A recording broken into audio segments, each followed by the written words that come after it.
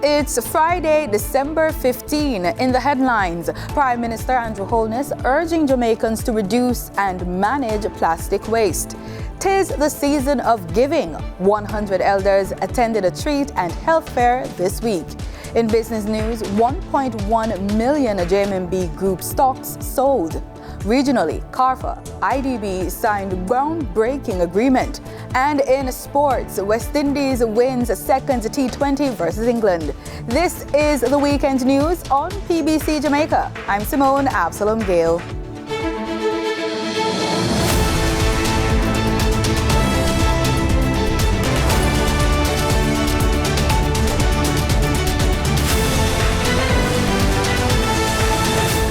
$380 million tons of plastics are produced annually on the planet. Of that number, roughly 50% are for single-use purposes. These plastics are used briefly and discarded. With that in mind, Prime Minister Andrew Holness says Jamaicans have a social responsibility to manage their own waste, particularly plastic waste. When animals ingest plastics, inherent toxic chemicals now enter the animal's tissues, eventually entering the food chain for humans as well. Therefore, the most effective mitigation strategy to prevent this is to reduce the use and manage the waste product. Mr. Holness discussed the matter while delivering the keynote address at the Nagohead Recycling Plant's official opening in Portmore, St. Catherine. Let me commend to every single Jamaican your social responsibility to manage your own waste, particularly plastic. Every one of us here has a duty to either lessen our consumption of plastic or be more responsible in our consumption of plastics. He says steps are being taken to institutionalize the separation of garbage. One of those steps is public education. It is important to the work that is being done here that it is supported by the public effort of being responsible in the management and disposal of waste. And the government can aid in this, and we will aid in this by one, we will be making a special budget allocation for a public education campaign to support the proper disposal of waste, in particular plastics. He says the government will also start working on legislation to support the institutionalization of separating garbage. Mr. Holness notes that pilot projects have already begun. They have started some specialized and specific programs with various communities to start the separation of waste in those communities. So we have done some pilot projects in the country before. The next step for the government is to, by policy, to direct that all government entities must separate and have a plan to recycle their waste. All lanes along the Harbourview to Yallas Bridge leg of the Southern Coastal Highway are now open for use. The National Works Agency, in a press release, says commuters are able to access all 4 lanes as was committed under the program of works currently being carried out. Communication and Customer Services Manager at the NWA, Stephen Shaw, says the opening of the lanes comes at a time when usage is expected to increase significantly during the festive season. Motorists are being urged to utilize the newly opened lanes in a correct fashion, as the previous practice of driving in a westerly direction on the eastbound lanes and vice versa pose a significant risk to safety. Mr. Shaw added that there are still outstanding works to be completed along the corridor, including the installation of light poles currently being undertaken in some sections. Just about 100 elders were treated to care packages from the Staff Welfare and Outreach Committee of the Houses of Parliament on Wednesday. Elderly Treat and Health Fair was forced to take a hiatus during the COVID-19 pandemic, but residents of Mark Lane and the surrounding areas were out in their numbers participating in this long-standing tradition. The Houses of Parliament, through its Staff Welfare and Outreach Committee, hosted its annual Elderly Treat and Health Fair on Wednesday, December 13. Speaking with the PBCJ team, Clerk of the Houses, Ms. Valerie Curtis, gave a brief synopsis of the event. This initiative has started over 20 years ago, and it's put on by the Houses of Parliament. It was initiated by former Clerk to the Houses, Mrs. Heather Cook. And we have continued it over the years with a break because of COVID. We go into the communities in and around Gordon House, and we invite our elderly and children to come and join with us at this time. We treat them, we give them some food because, you know, food is good for the soul. We get them do their health checks, and we give them food packages to take. Ms. Curtis says the guests were also treated to some entertainment during the day. We also give them entertainment. So we have a choir here at Parliament who you have seen perform, and we have other items. We even ask them to join us in singing and dancing, and they enjoy that. She also expressed thanks to those who made the event possible through sponsorship. Today's activity would not be the same without our sponsors, and I want to name them at this time. We have Grace Kennedy, we have San Myrna, we have Virginia Deer, we have Food for the Poor, we have the National Health Fund, who has sent a team of health workers from the Heart Foundation to be with our elderly today. And we once again want to thank them for making today such a success. Daphne Matheson, one of the beneficiaries of this year's treat, says her first experience has been a positive one. I've never been here before. This is my first time. Well, first time I'm being here. It is great. The annual Elderly Treat, which catered to approximately 100 elderly persons, including shut-ins aged 65 and older, gave guests the opportunity to access free health checks and to get some screening for cholesterol, blood pressure, and blood sugar checks by medical personnel. For the news on PBCJ, I'm Danita Rodney. Ivory Nikki was born in St. Vincent and the Grenadines. Her parents were Annie and Dawson Nikki. Mrs. Nikki was a community teacher, a mother to many, and now her daughter is a founder of the Annie Dawson Home for Children. She lives to serve. She is a community hero.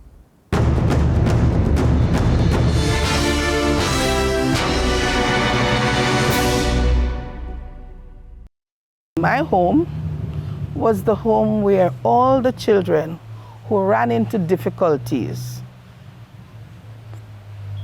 whatever type, whether abandonment or sexual abuse or whatever it was, they were just gathered and brought to mommy. I came to Jamaica to study, to be an officer of the Salvation Army. Why social work? What my mother did, teaching people who were not literate in her bedroom, because she kept it private. It was when my mother passed and I left Jamaica. We knew she did counseling. We knew she visited a number of shut-ins and wrote letters for people who were not literate or were very elderly and had children abroad. You know, in that time when everybody was heading to England and elsewhere to look for a livelihood, you left your parents behind. You needed somebody. She did that for a significant part of her life. And I was impressed by that. Sometimes myself and my older sibling, the one I followed, would be the ones taking meals for these shut-ins and so on. At Christmas time, she tried to bring them together, but apart from that, we had to take it before we ate. How did you get into foster care, though? It was actually when I retired. As a matter of fact, I brought my dad to Jamaica after mommy passed, and I wasn't convinced that he was getting the kind of attention he deserved, because I would always be in the Eastern Caribbean and elsewhere for meetings. I served on a number of regional boards NGOs and so on, I would always slip over to see how things were going firsthand. And when I was not happy, I brought Daddy to Jamaica. So when I offered to start this home, it was because I heard an appeal at my retirement. Leading up to my retirement, I heard the government of Jamaica appealing for help in this area. And I said, well, this is something I dreamt of doing from childhood. What do I have to offer now? I am, almost at the end of my ropes, but maybe I still have something that I could contribute to the young children and the teens as they were growing up. So that is how I went into that time it was called Child Development Agency with my proposal, which was accepted gladly, and that's how I started the home at the beginning of retirement. But I started planning for it, buying beds, buying whatever, storing them, because I couldn't approach like Food for the Poor or any other entity. How would they trust me? What do they know about me? So I did it. I used up my retirement money and started the home. Currently, we have 30 children. We have an 8-month-old. Normally, we don't cater to children so young, but we had a situation where there were 5 children to a family, and they called, meaning the child protection, and they've just brought them. And there was this little baby. Well, of course, they went to court, and because we're not licensed to keep boys, the 2 little boys were removed to somewhere else. Very sadly, there was a lot of tears between them, but we kept the 2 within the age range that we catered to for accepting, and the little baby. They allowed the baby to stay, which was 7 months at the time. The baby's now 8 months, going on 9 months. Here at Annie Dawson, yes, it's like a real home, a model home. Mom is here, grandmother is here, aunties are here. I live here with my children. They can knock on my door any hour of night, any child. So we cater to their spiritual and emotional, their educational needs, their social needs. Yes, we go to picnics, Everybody look forward to the one, especially before back to school in September and so on. And so we ensure that their spiritual needs are catered to. And all the social activities, we get help. For example, we have children doing PEP exam. We try to find help. We have children who are blind. We have to find readers for them to help them to do the best that they can do in their setting. So you think about anything you would want for your child, we try to find it. And if we don't have it, we ask for help. If someone wants to contribute to your cause, how do they contact you? 836-8054 is one of them. And the landline, 633-3467. As well as you can contact us through email, anniedawsonchildren@gmail.com. And we would like help in the area of food. Our children are teenagers, half of the population, and the other half at that age to that eats very well. Time now for the business news with Denise Williams.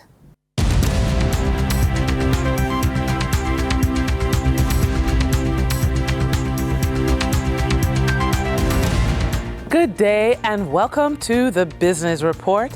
I'm Denise Williams. Let's now turn our attention to the key developments impacting businesses, investors, and traders. According to reports submitted to the Jamaica Stock Exchange, regional financial house JMMB Group Limited has advised that a connected party sold 1.1 million JMMB Group Limited shares on November 11, 2023. Jamaican Teas Limited has advised the Jamaica Stock Exchange that a director purchased 44,000 Jam Tea shares between December 12 and December 13, 2023. Speaking at a recently held media mingle, electrical supply company Fosrich CEO Cecil Foster said it was a tough year, with his company impacted by the stocks and securities debacle, putting a halt on the company's plans to raise additional monies on the stock market. That said, Foster expected the cost of operations, such as interest rates on loans and the cost of security, to go up, and was pleased with the management team's ability to handle the challenges. The company's profits for the 9-month period came in at 131 million Jamaican dollars, 65% below the 388 million posted for the same period in 2022.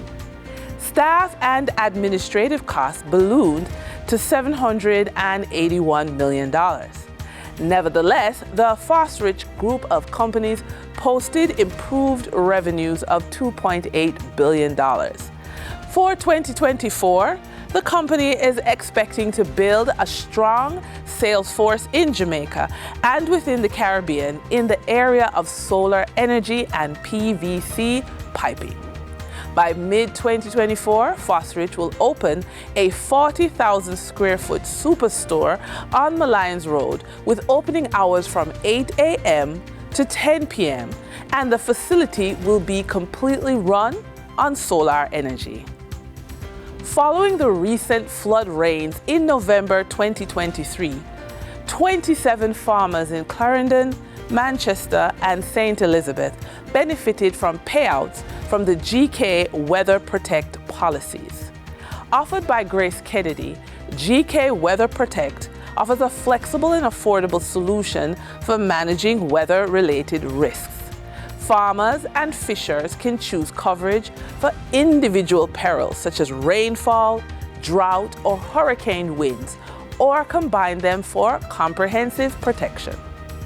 In regional business news, Scotiabank Trinidad and Tobago has announced the appointment of Eileen Corrigan and Amalia Mirage to its board of directors effective December 11, 2023. Corrigan is also a director of Scotiabank's affiliates in Jamaica, Scotiabank Group Jamaica Limited, Scotiabank Investments Jamaica Limited, the Bank of Nova Scotia Limited, and Scotiabank General Insurance Agency Limited. She has over 25 years of local and multinational experience specializing in the digital media and telecommunications sectors. During her career, Corrigan has held various senior roles, including CEO of Trend Media Group and Newcom Live, and most recently, the position of Transformation Director for Digicel Group. Mirage has been a practicing attorney at law for 21 years and is a senior partner of the firm Polonius, Blanc, De La Bastide, and Jasselon. She is the service line leader of the corporate and commercial department of the firm. Now we turn to the stock market. During trading on December 14, 2023, the top advancing stocks covered the financial, insurance, and educational sectors in Jamaica. Finance and investment company Mayberry Group Limited shares advanced 28.57% to add $2 to the share price to close at $9, with 154,000 shares traded. Key Insurance Company Limited shares advanced 24.62% to jump by 49 cents to close at $2.48 with 20,000 shares traded. Education and Billboard Advertising Company iCreate Limited shares advanced 10.13% for an 8 cents improvement in price to close at 87 cents with 369,000 shares traded. On the declining stocks that traders experienced on December 14th, the top 3 losers covered logistics and shipping, real estate, and distribution. Logistics and shipping company Cargo Handlers Limited declined by 23.95% to shave off $3.58 to close at $11.37 with 1,100 shares traded. Real estate company 138 Student Living Jamaica Limited variable preference shares declined by 21.5% to drop by $24 to close at $90 with 50 shares trading.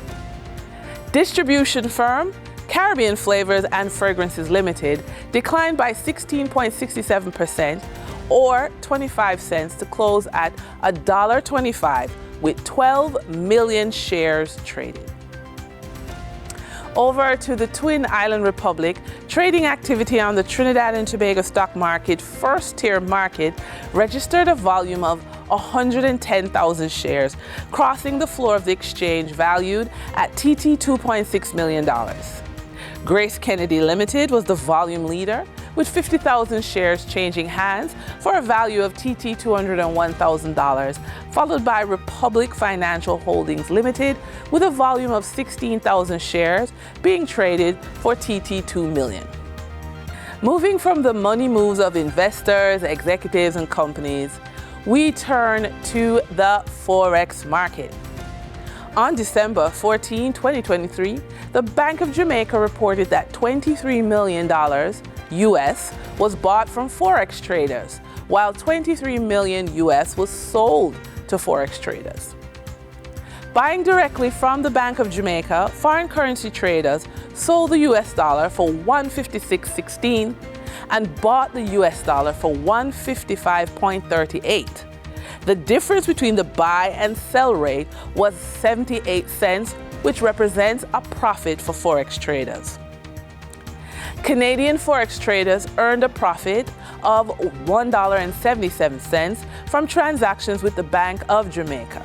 The Canadian dollar was sold at $116.67 and bought for $114.90. For traders looking at the British pound, they pocketed a profit of $11.01, selling it for $199.94 and buying it for $188.93. Now for our credit report tip of the day. Taking control of your credit report is a proactive step towards financial well-being. By promptly addressing errors, you are not only protecting your credit score, but also ensuring accurate financial information. If you have identified errors on multiple credit reports, repeat the dispute process for each bureau. Remember, the information reported to each bureau may vary, so it's crucial to address discrepancies with all the bureaus. And with that, we wrap up today's business report. I'm Denise Williams. Appreciate your company. Stay well informed, stay ahead of the curve. Until our next update, take care. In regional news, CARICOM leaders met in St. Vincent and the Grenadines for scheduled talks between the presidents of the Cooperative Republic of Guyana and the Bolivarian Republic of Venezuela. Prime Minister Dr. Keith Rowley arrived in St. Vincent and the Grenadines this morning as part of the contingent. In the first phase of the engagement at Argyle Airport, President Ali met with a number of CARICOM heads where he reiterated emphatically that Guyana's only intention is to pursue a course that will secure and ensure peace and stability in the region and respect for Guyana's sovereignty and territorial integrity. The CARICOM leaders, along with President Ali, also met with President Maduro. At a news conference after the meeting, President Ali said he once again outlined Guyana's clear position that the country is a peace-abiding nation. He said Guyana has no other ambition than to pursue the peaceful coexistence with Venezuela and every other country in the region. Guyana and other Caribbean community member states will benefit from a US $22.16 million pandemic fund that was officially inked on Thursday between the Caribbean Public Health Agency and the Inter-American Development Bank. The fund is intended to reduce the impact of pandemics in the region and solidified the two agencies' commitment to work together to better prepare the region for future pandemics by strengthening capacity for early warning and response initiatives. The Pandemic Fund will fulfill the vision of the G20 and the grant recipients. Their health systems and their societies must be able to feel the impact and see the changes in their daily lives because the Pandemic Fund has been true to that vision. As the Executive Director of CARFA, I feel proud that a CARICOM institution that is only 10 years old has achieved enough technical maturity to compete on a global scale and be one of 19 successful awardees of a pandemic fund grant. New surveillance modalities like event-based and climate early warning will be piloted, and AMR and zoonotic surveillance and response systems will be implemented. This will all contribute to strengthening key functions in early warning capacity, emergency management, and risk communication. I'm pleased to say that in a few years, we can expect to see some really amazing results from this program. Laboratory networks will expand, national biosafety, biosecurity, and lab quality management will improve, and workforce capacity will be strengthened.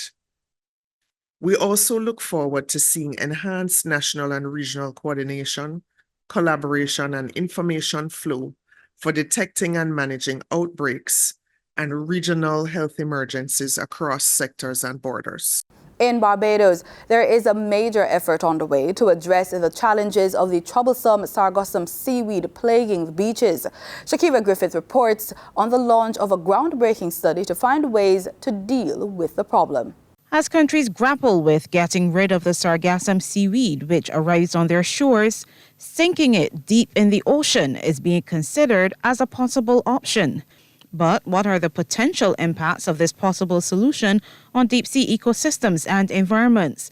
This is what a project to evaluate the effects of seaweed sinking in the Caribbean, or Sea-Sink, will be seeking to determine. It is about how do we treat to the sargassum, how do we treat to removing CO2, and it's all about compacting it, testing it, and putting it into areas of the ocean that have never been even explored before. So this is extremely scientific. It is a pioneering work.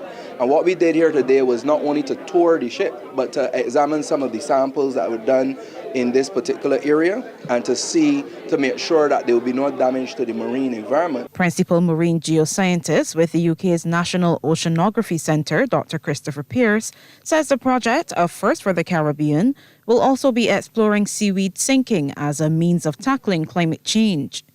And carbon dioxide is the greenhouse gas that's driving climate change. So if we can bury away this seaweed in the bottom of the oceans, it will potentially lock away some of the carbon dioxide for hundreds or thousands of years. So it's potentially a win-win scenario of dealing with the sargassum inundation and helping to tackle climate change. But before we can really take this forward, we have to understand what the effects are on those deep-sea communities. And does it actually stay down there? Does it dissolve or degrade in a way that we just don't know yet? In sports, we're out the blocks with athletics as former Jamaican junior representative and University of Iowa student Rivaldo Marshall was recognized this week for his outstanding performances over 800 meters at indoor track meets last weekend. Marshall, the former Calabar High runner, ran a collegiate indoor best and NCAA Division I leading time to win the event at the Jimmy Grant Invitational. The meet is named in honor of the former Kingston College and Jamaican representative James Jimmy Grant, who was the head coach at Iowa for a long time. Over to cricket, the West Indies continued their winning ways after defeating England in the second T20 International by 10 runs. In another keenly contested game, this time on the Spice Isle of Grenada, the West Indies batted first, scoring 176 for 7. Brandon King was destructive, striking 8 fours and 5 sixes for an unbeaten 82. Down the order, skipper Rovman Powell continued his fine form, registering an even 50 from just 28 balls. Adil Rashid and Tamar Mills each sharing 2 wickets. The English lost an early wicket in their chase, but the expertise of Sam Curran kept them in the hunt, hitting a 32-ball 50. Akil Hussain grabbed the 2 for 24, while the pace of Alzari Joseph did the trick as he took 3 wickets for 39 runs. The visitors could not withstand the pressure and fell short on 166 for 7, handing the Windies victory by 10 runs. And that's it for the news on PBCJ. You can follow us on our social media platforms at PBCJamaica. Thanks so much for watching.